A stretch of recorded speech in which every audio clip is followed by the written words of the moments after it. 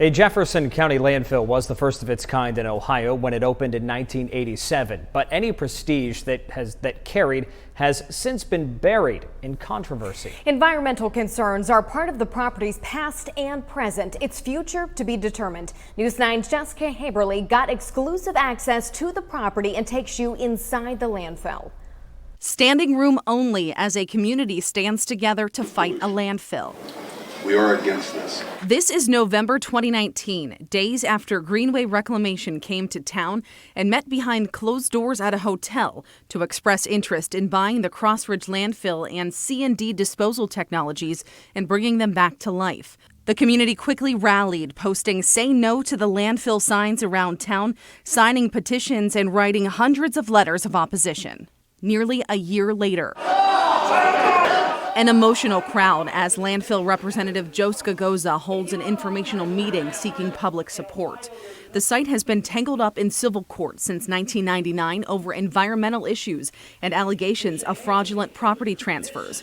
Scagoza says a new landfill is the only way to rectify the issues left by the old one. A good plan today is better than a great plan a year from now. And here we are now. There is still much concern about what's going on behind that gate and the potential impact beyond the landfill's borders. I was invited inside to take a look around and learn more about what the future could hold. The Skyview 9 drone team joins me to explore the property off of Jefferson County Road 26. We see wildlife, butterflies, blue skies, and some garbage. Scagoza gives us a tour. His attorney is also along for the ride. What's under there? C&D debris, so old house, 2x4s. This large mound is the C&D landfill. Scagoza says he visually inspects it about once a week. There's at minimum 2 foot of soil cover. The property is a little over 1,000 acres total, and this area right here is the back portion of it. There's about 160 acres that could still be developed as landfill. Right now, 40 acres are being used. Scagoza drives us to see the rail, noting waste could be brought to the facility by train, reducing local truck traffic. He tells me local municipalities could save big if they brought garbage here instead of sending it farther away. What happens if nothing is done here? Well, and that's the problem. Nobody's coming to our rescue. The state's not coming to our rescue. There's no magical piggy bank that, is sitting out there that we can tap into to resolve, some of the issues that are at this facility and could potentially become a serious problem for the people of Jefferson County. Scagoza says he is not allowed to talk about the lawsuit, which is ongoing, as are the concerns on site. Jefferson County sanitarians discovered what they say is toxic leachate being dumped over a hillside during an August 2019 inspection. And these recent notices of violation from the Ohio EPA and the Jefferson County General Health District state leachate is still an issue. The first, dated September 8th, refers to a July inspection conducted by an Ohio EPA environmental specialist. It reads, quote, "It did not appear any repairs had been completed to prevent leachate from discharging to groundwater from the bottom of the sump. Therefore, it appeared that the leachate is still discharging directly to groundwater without a permit." It also states, quote, "Ohio EPA Southeast District Office has not received any leachate disposal receipts since September of 2017.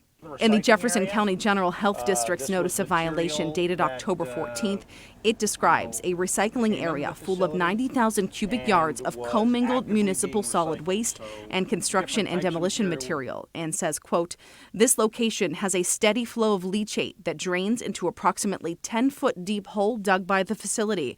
This hole drains into the aquifer and accumulates leachate." This is terrible for the watershed. It's the waters that we drink. It's the waters that our neighbors are drinking downstream. So it's gravely concerning and needs to be brought to closure. Mark Nelson, the president of the board of the Jefferson Soil and Water Conservation District, says there are other means of remediating the property and some public-private partnerships could be the solution. Despite those efforts, the power to permit lies outside of Jefferson County with the Ohio EPA. but no applications have been filed yet. So is that potential buyer still on board? I reached out to 3 Greenway reps who have not returned my calls, but as of June, Greenway is still interested in coming in as a separate entity and developing the property as a landfill. this lawyer also told residents Greenway would not do business here if it's not wanted. If you continue these discussions and you don't win over the general public to support the sale, do you still sell?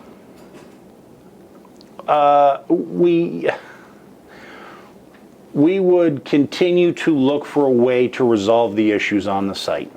The Jefferson County Board of Health has agreed to meet with Skagoza to hear him out on his plan for the future. That's going to be a public meeting, although public participation will not be permitted, and a date for that meeting has not been set. The next court hearing involving the landfill is December 16th. It's a contempt hearing that will be held in Jefferson County with a visiting judge. With this special assignment, I'm Jessica Haberley for News 9.